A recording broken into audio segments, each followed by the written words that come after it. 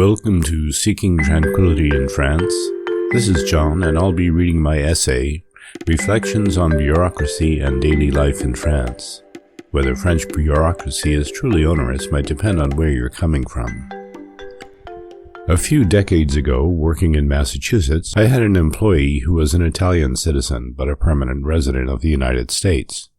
In fact, he was born in Italy to Italian parents who already lived in the U.S., and he had lived almost his entire life in America. It was his personal choice not to become an American citizen. He therefore had to make periodic visits to the immigration office to renew his residency and work permits, and everyone in the office heard in detail about the bureaucratic nightmare that confronted him on these occasions, an undignified combination of complexity and dysfunction. Moving to Ireland from the U.S., my family got a taste of similar bureaucratic processes, obtaining green cards, annual visits to the Garde Nationale Immigration Bureau, the GNIB, to renew our visas, and all of the other issues that involve some kind of public service in the country. These included getting a PPS number, that is, a personal public service number, the Irish equivalent of a social security number, applying for the drugs payment scheme card. We even had to take driving lessons and pass a rigorous driving test to obtain driving licenses. I failed my first road test. Then, of course, there were the annual interactions with the tax authority, the social welfare office, and more. Visas and work permits aside, these are mostly normal things that have counterparts in the U.S. It's just that in the U.S. they come at you over the course of time and aren't compressed into a relatively short transitional period. The biggest nuisance we faced as newcomers in Ireland was the full day it would take each year to renew our visas. Sometimes it took 3 hours of queuing outside to just enter the building, and it got more expensive every year. We were naturalized as citizens after 5 years, and one of the great advantages thereafter was not having to make the dreaded annual trip to the GNIB. Apart from this, we found the bureaucratic systems in Ireland to be, if anything, simpler and easier to negotiate than their U.S. equivalents. Being citizens of an EU country also made our eventual transition to living in France in retirement easier than it would have been otherwise. France has an undeniable reputation for having a demanding bureaucracy. Indeed, it is sometimes identified as a country that defined the modern bureaucratic state. French people embrace this stereotype and sometimes complain resignedly about it. Many expatriate commentators and consultants in the ever-growing move to France cottage industry also highlight this as both a necessary hurdle in moving to France from outside the European Union and as a way of life thereafter. But I'm happy to say that, to me, the hype about oppressive French bureaucracy hasn't lived up to its reputation, at least not for us. I admit part of this is because as a citizen of Ireland, and therefore of the European Union, we enjoy freedom of movement within the EU. We do not require special permission to live and work in France, so no need for visas or a carte de séjour. We do not plan to operate a business. We also qualify for the benefits of the national health insurance system, the assurance maladie, by simply transferring our health benefits from Ireland to France, accomplished by completing a standardized EU form, Form S1 that is. Other than this, our transition involved a minimum of government bureaucracy. All that comes to mind is the process of exchanging our Irish driver's licenses for French ones. Bureaucracy also exists in the private sector, of course, and settling in France involves managing a range of things that, again, have their American counterparts. In our case, these involve leases, insurance policies, including our top-up insurance, or mutuelle, to cover the share of medical expenses not paid by the national insurance framework, setting up contracts for utilities and phone service, and so forth. The only truly difficult issue in this domain is the much-discussed challenge of obtaining a bank account. International banks are obligated to report to the IRS on bank holdings of U.S. citizens, thanks to FATCA, and on this basis, private banks often refuse to open accounts for American citizens. Think of this as a situation where public sector American bureaucracy gets layered upon private sector French bureaucracy. Once you have identified a bank willing to accept you as a customer, The bank will also require of you a full disclosure of your income and assets. This invariably takes the uninitiated by surprise. Some are also surprised that getting a loan from a bank can be nearly impossible without income source in France, or a contrat de travail à durée indéterminée, or a CDI. So yes, there are a number of bureaucratic processes to attend to when one transitions to France from another country. We did not find the transition any more challenging than moving to Ireland, other than the bank account issue, admitting again that we are EU citizens. But what about daily life once you're established in France as a permanent resident? One of our nightmarish memories of life in the U.S. is how healthcare is administered. In retrospect, it might more accurately be characterized as a memory of experiencing healthcare as an industry rather than as a public service.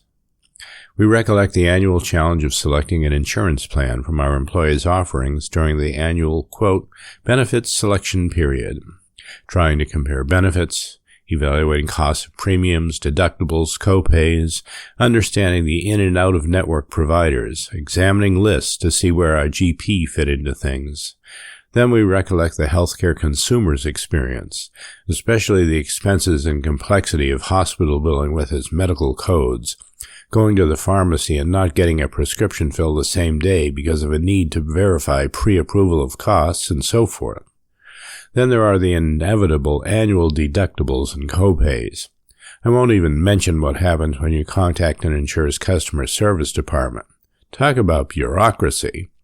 And it is often bureaucracy that doesn't work or leaves you high and dry with unforeseeable expenses.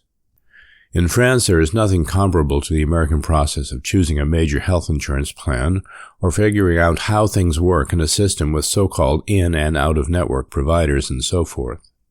There is just the country's universal health insurance system and the nationally regulated network of care providers. We can easily get an appointment with a GP, frequently on the same day. In some cases, we can also make an appointment directly with a specialist physician without a GP's letter attesting to the need for a specialist. To pay, we produce our carte vitale, the card that shows entitlement to benefits from the National Health Insurance Authority, the assurance maladie, and all or most of the cost of the visit is paid for.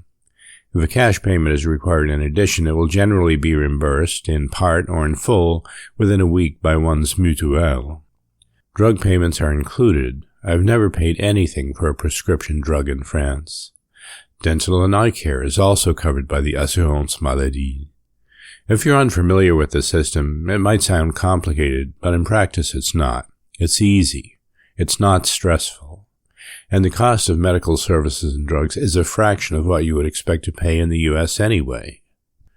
My opinion, Americans might take note that a government-administered single-payer system focused on serving the public can be more efficient, more effective, and far more beneficial to society than one whose priority is generating revenue for a handful of stockholders. Let's talk about taxes. First off, it's important in leaving the U.S. for another jurisdiction to understand the terms of the applicable tax treaties, all of which are available in English from the IRS website. These are sometimes referred to as totalization agreements, the purpose of which is to relieve individuals from the burden of dual taxation. However, they also define the terms by which tax is applied in other contexts as well, such as capital gains and inheritance. Read and understand the treaties. Your tax accountant might not be familiar with them. Most IRS staff will not have committed the terms to memory either. This is not so much bureaucratic complexity as it is simply understanding the rules by which you live. If you are working in France, then there is both income tax and social charges. More about that later. All residents of France, including non-French nationals, must file an income tax declaration. French taxes will be calculated on worldwide income, a practice followed by the IRS as well. The tax declaration itself is relatively simple and short, and after an initial year when the tax declaration must be filed manually in printed format, they can be submitted electronically. That first tax declaration is filed after the first full year of residence in France.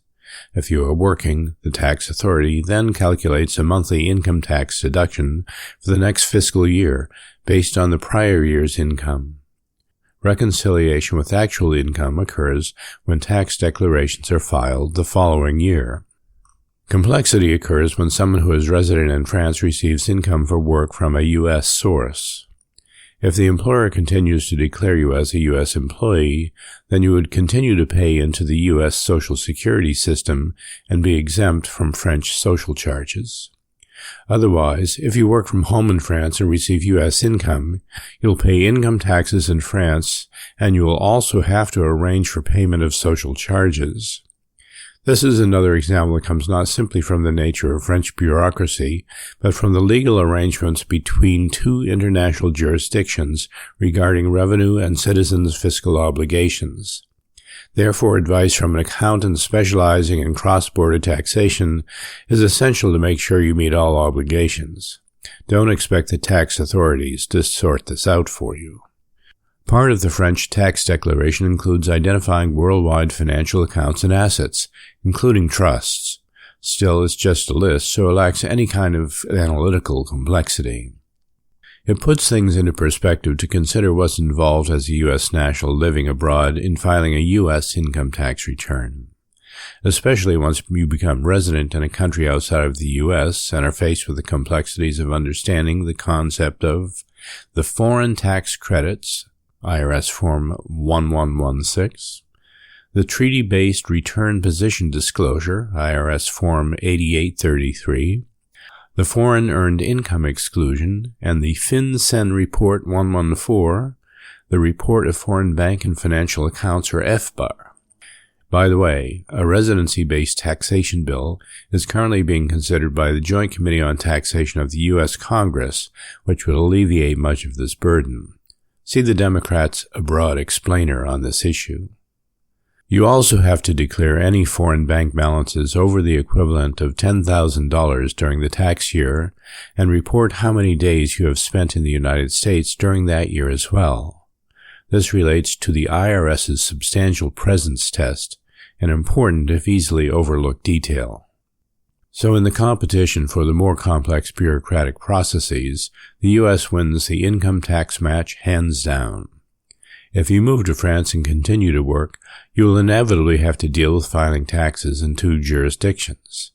If you come to France for retirement from the U.S. and from some EU countries, your income might be fully exempt from French taxes, but you'll have to file in France anyway. As for other kinds of taxes, the main concern would be property tax, whether for a full or part-time residence or a property rented to third parties. These are generally equivalent to U.S. property taxes. Habitation tax on rented properties in France has been phased out. But once again, don't fail to pay attention to the French droit de succession or inheritance tax regulations. I mentioned social charges previously, which can be a source of confusion for those coming to France from outside the EU. Social charges is a catch-all phrase that refers to various kinds of charges that support, in France, one of the world's most comprehensive social security systems, which covers universal state health care, some of the highest state pensions in Europe, generous maternity, paternity, childcare, and family benefits, and protections for long-term illness, disability, and unemployment. Social charges are paid by both individuals and employers. Individuals can deduct their payments for social charges from their income in their annual income tax declaration.